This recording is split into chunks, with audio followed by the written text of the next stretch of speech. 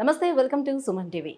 ఒక వ్యక్తి ఆరోగ్యవంతమైనటువంటి జీవితాన్ని గడపాలనంటే ఆ వ్యక్తి యొక్క నోటి ఆరోగ్యం అలాగే దంత ఆరోగ్యం కూడా బాగుండాలి. ఎందుకంటే సరైన ఆహారాన్ని తీసుకోగలిగినప్పుడే ఆ వ్యక్తి ఆరోగ్యంగా ఉండగలుగుతాడు. కాబట్టి సాధారణంగా మనం దంతక్షయం అయినప్పుడు రూట్ కెనాల్ ట్రీట్మెంట్కి వెళ్తూ ఉంటాం. అయితే ఈ రూట్ కెనాల్ ట్రీట్మెంట్లో లేటెస్ట్గా వచ్చినటువంటి అడ్వాన్స్డ్ ట్రీట్మెంట్స్ ఏంటి, దానివల్ల ఎలాంటి బెనిఫిట్స్ ఉంటాయి, ఈ విషయాలన్నీ తెలియజేసేందుకు మనతో పాటు ఉన్నారు ఎఫ్ఎంఎస్ ఇంటర్నేషనల్ డెంటల్ క్లినిక్ నుంచి senior endodontist doctor Ramesh Babu Mandava గారు మనతో పాటు ఉన్నారు. Hello sir. హలో, నమస్తే అండి. నమస్తే సార్. సార్, ఇప్పుడు సాధారణంగా మనకి ఏదైనా పళ్ళు పుచ్చిపోయినప్పుడు అలాంటి టైంలో మనం రూట్ కెనాల్ ట్రీట్మెంట్కి వస్తూ ఉంటాం. అయితే ఈ రూట్ కెనాల్ ట్రీట్మెంట్లో లేటెస్ట్గా ఇప్పుడు వచ్చినటువంటి అడ్వాన్స్డ్ ట్రీట్మెంట్స్ ఏంటి? సో సాధారణంగా ఇప్పుడు మనం వింటున్నటువంటిది ఏంటంటే మైక్రోస్కోపిక్ రూట్ కెనాల్ ట్రీట్మెంట్ అనేది వచ్చిందని వింటున్నాం. సో రెగ్యులర్గా చేసేటువంటి ఈ రూట్ కెనాల్ ట్రీట్మెంట్కి మైక్రోస్కోపిక్ రూట్ కెనాల్ ట్రీట్మెంట్కి ఏంటి డిఫరెన్స్ అనేది? జనరల్గా అండి, మనం ఫస్ట్ రూట్ కెనాల్ గురించి బ్రీఫ్గా ఎక్స్ప్లెయిన్ చేయాలి. సో మనందరికీ తెలుసు, రూట్ కెనాల్ ట్రీట్మెంట్ అంటే ఒక పన్ను పుచ్చిపోయినా దాన్ని పిప్పి పన్ను అంటాం. పుచ్చిపోతే అది లోతుగా పుచ్చిపోతే పేషెంట్కి నొప్పి వస్తుంది. ఆ నొప్పి చాలా ఎక్కువగా ఉంటుంది. సో డెంటిస్ట్ దగ్గరికి వెళ్ళినప్పుడు ఆ పేషెంట్ డెంటిస్ట్ చెక్ చేసి ఎక్స్రేలు తీసుకున్న తర్వాత దానికి రూట్ కెనాల్ చేయాలంటారు. ఒకప్పుడు ఒక 50 years బ్యాక్ చూసుకుంటే ఇట్లా బాగా పన్ను నొప్పి వచ్చినప్పుడు, పిప్పి పన్ను అయినప్పుడు, లేదా పన్ను విరిగిపోయి దానివల్ల కూడా నొప్పి వచ్చినప్పుడు పన్ను తీసేసేవారు. పన్ను తీసేస్తే నొప్పి తగ్గిపోయేది. కానీ లాస్ట్ 40-45 years నుంచి కూడా రూట్ కెనాల్ చికిత్స ద్వారా మనం ఈ పన్నుని సేవ్ చేస్తున్నాం. సో అంటే రూట్ కెనాల్ ట్రీట్మెంట్ అంటే మనకి నోట్లో కనపడే పన్ను ఇంత బాగా ఉంటే లోపల రూట్స్ డబల్ ఉంటాయి.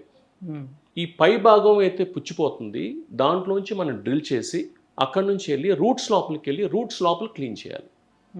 అంటే పన్ను పుచ్చిపోవటం అంటే బ్యాక్టీరియా పంటి లోపల చేరుకుంటాయి క్యావిటీలోకి, అక్కడి నుంచి రూట్స్లోకి వెళ్తాయి. సో ఈ రూట్స్ లోపల కంప్లీట్గా మనం క్లీన్ చేసేసి రూట్స్ లోపల ఫిల్ చేస్తే దాన్ని రూట్ కెనాల్ ట్రీట్మెంట్ అంటాం. ఇప్పుడు ఇది నార్మల్గా మనం అడ్వాన్స్ ట్రీట్మెంట్ లేకుండా కూడా ట్రీట్మెంట్ చేయగలుగుతాం. ఇది ప్రపంచం అంతా కూడా రొటీన్గా కూడా చేస్తున్నారు. ఇండియాలో కూడా అట్లాగే చేస్తున్నారు. కానీ కొన్ని సందర్భాల్లో అడ్వాన్స్ ట్రీట్మెంట్ కూడా వాడాల్సిన అవసరం ఉంటుంది. దాంట్లో కొన్ని టూల్స్ ఏంటంటే, ఒకటి మైక్రోస్కోప్, ఇది మైక్రోస్కోప్. ఇంకొక టూల్ ఏంటంటే సిబిసిటీ అంటాం. సో సిబిసిటీ అంటే అది ఎక్స్రే సంబంధించిన ఇన్ఫర్మేషన్ అనమాట. సో బేసిక్గా మైక్రోస్కోప్, సిబిసిటీ, ఇంకోటి ఏంటంటే లేజర్. సో అన్నీ కూడా వాటి ఫంక్షన్స్ వేరు. బట్ మైక్రోస్కోప్ గురించి మాట్లాడాలంటే దీని పేరు ఎండోడాంటిక్ మైక్రోస్కోప్. దీనికి ఇంకో పేరు dental operating microscope. Okay. So ఎట్లాగైనా పిలవచ్చు మంది. ఇది కాకుండా లూప్స్ అని ఉంటాయి. సో లూప్స్ అని కూడా మనం వాడుకోవచ్చు. కానీ లూప్స్లో ఏంటంటే మనకి కొంచెం మ్యాగ్నిఫికేషన్ తక్కువ ఉంటుంది. సో ఇప్పుడు మీరు చెప్పినట్టుగా ఈ మ్యాగ్నిఫైయింగ్ లూప్కి అలాగే ఎండోడాంటిక్ మైక్రోస్కోప్కి ఆ డిఫరెన్స్ ఏంటో తెలియజేస్తాం. మనం ఫస్ట్ వీటి గురించి మాట్లాడే ముందు మ్యాగ్నిఫికేషన్ అనేది ఏంటో మాట్లాడాలి. మన నార్మల్ హ్యూమన్ ఐ ఎప్పుడు కూడా మనకి ఒక ఇమేజ్ కనపడుతుందంటే ఎగ్జాక్ట్గా ఇమేజ్ సైజ్ ఎంత ఉందో అంతే చెప్తుంది. మ్యాగ్నిఫికేషన్ ఉండదు. దాన్ని మేమేమంటామంటే ఈ మైక్రోస్కోపిక్ లాంగ్వేజ్లో 1x అంటాం. ఓకే. తర్వాత ఈ మౌత్ మిర్రర్స్ అని వచ్చినాయి. ఇది మిర్రర్ కాబట్టి దీంట్లోంచి రిఫ్లెక్షన్, లైట్ రిఫ్లెక్షన్ పంటి మీద పడుతుంది, లేదా పన్ను కూడా దీంట్లోంచి లోపల వరకు పన్ను కనపడటానికి మౌత్ మిర్రర్. దీంట్లో ప్లెయిన్ మిర్రర్ ఉండొచ్చు, అంటే వితౌట్ మ్యాగ్నిఫికేషన్, లేదా కాన్కేవ్ మిర్రర్ ఉండొచ్చు విత్ మ్యాగ్నిఫికేషన్.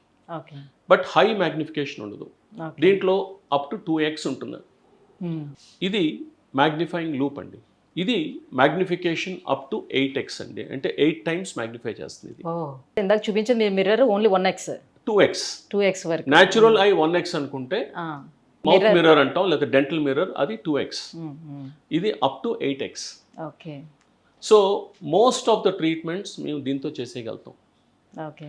అట్లాగని ప్రతి ట్రీట్మెంట్కి ఇది అవసరం లేదు. బట్ ఒక్కొక్క సిచ్యువేషన్లో మాకు 8x కన్నా కూడా ఎక్కువ మ్యాగ్నిఫికేషన్ అవసరం. అటువంటి సిచ్యువేషన్లో మేము ఈ మైక్రోస్కోప్ వాడతాం. దీని మ్యాగ్నిఫికేషన్ అప్ టు 30x, అంటే 30 times మ్యాగ్నిఫికేషన్. ఓకే. మన జనరల్గా మైక్రోస్కోప్స్ గురించి వింటాం, అవన్నీ కూడా మనకి కాలేజెస్లో కానీ లేకపోతే ల్యాబొరేటరీస్లో కానీ వాడతారు. దాన్ని కాంపౌండ్ మైక్రోస్కోప్ అంటాం. కానీ అది చాలా హై మ్యాగ్నిఫికేషన్. అది it can go up to 1000x. మనకి డెంటల్గా కావాల్సింది మ్యాక్సిమం 30x వరకే. అందుకని ఎక్కువ అవసరం లేదు. ఇప్పుడు మీరు చూపిస్తున్నటువంటి ఈ మైక్రోస్కోప్ వల్ల ఎలాంటి యూసెస్ మనకు ఉంటుంది, అంటే ఏ సందర్భంలో దాన్ని యూజ్ చేసుకోవచ్చు అని? బేసికలీ డెంటల్ ఆపరేటింగ్ మైక్రోస్కోప్ అంటే ఎటువంటి డెంటల్ ట్రీట్మెంట్కైనా వాడచ్చు. ఒట్టి రూట్ కెనాల్ ట్రీట్మెంటే కాకుండా మిగతా ట్రీట్మెంట్స్ కూడా వాడచ్చు. ఓకే. రూట్ కెనాల్ ట్రీట్మెంట్కి ఎక్కువగా వాడతాం కాబట్టి అందువల్ల దాని పేరు కూడా ఎండోడాంటిక్ మైక్రోస్కోప్. ఓకే. అంటే నార్మల్ రెగ్యులర్గా చేసుకునేటువంటి దానికి ఈ ఎండోడాంటిక్ మైక్రోస్కోప్ యూస్ చేస్తే ఏం బెనిఫిట్ ఉంటుంది, ఏ సందర్భంలో మనం యూస్ చేసుకోవచ్చు, అసలు దానికి అవసరం ఏముంటుంది? సపోజ్ నేను స్పెసిఫిక్గా రూట్ కెనాల్ గురించి మాట్లాడాలనుకోండి. రూట్ కెనాల్కి వచ్చేసరికి సపోజ్ ఒక పేషెంట్ డెంటిస్ట్ దగ్గరికి వచ్చారు, పన్ను పుచ్చింది, పేషెంట్కి నొప్పి లేదు, పేషెంట్కి ఎటువంటి కంప్లైంట్ లేదు, కేవలం పుచ్చింది, ఫుడ్ ఇరుక్కుంటాను, లేదా ఏదైనా కొంచెం కోల్డ్ తీసుకుంటే కొంచెం నొప్పి వస్తుంది. సో డెంటిస్ట్ ఏం చేస్తారంటే చెక్ చేసిన తర్వాత ఎక్స్రే తీసుకుని అదంతా పుచ్చు భాగం అంతా కూడా క్లీన్ చేస్తారు.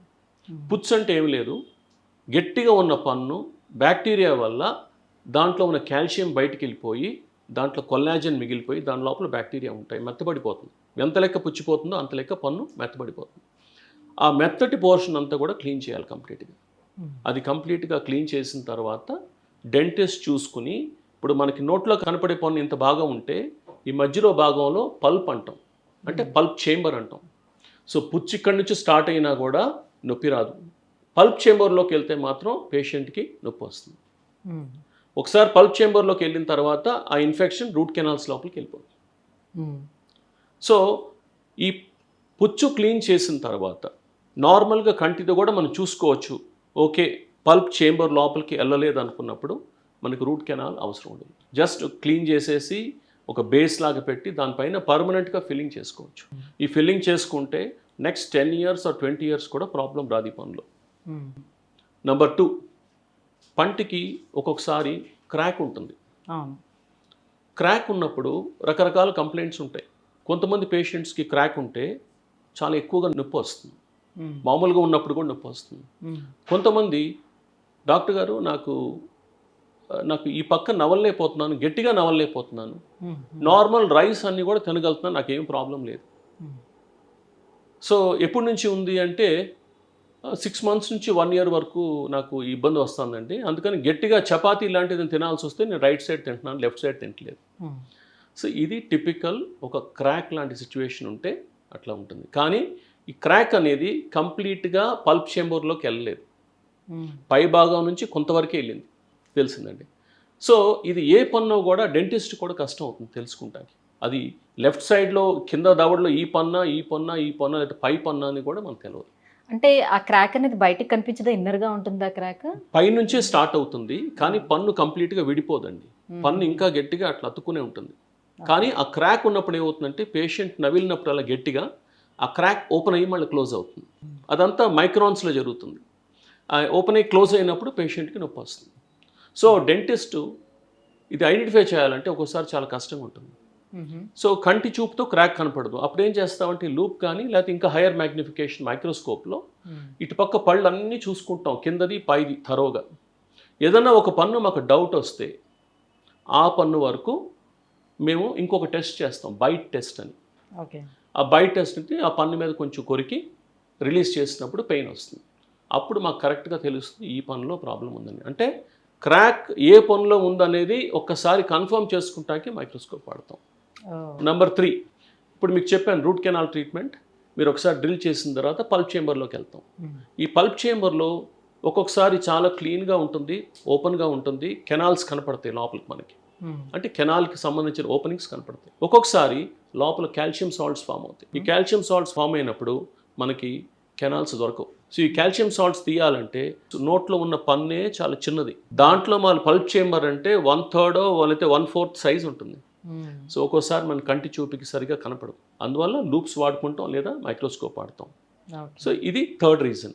సో ఈ క్యాల్సిఫికేషన్స్ క్లియర్ చేసుకుంటానికి మైక్రోస్కోప్ వాడుతూ అల్ట్రాసోనిక్ వాడుతూ క్లీన్ చేసుకుని ఆ క్యాల్సిఫికేషన్ తీసేస్తాం.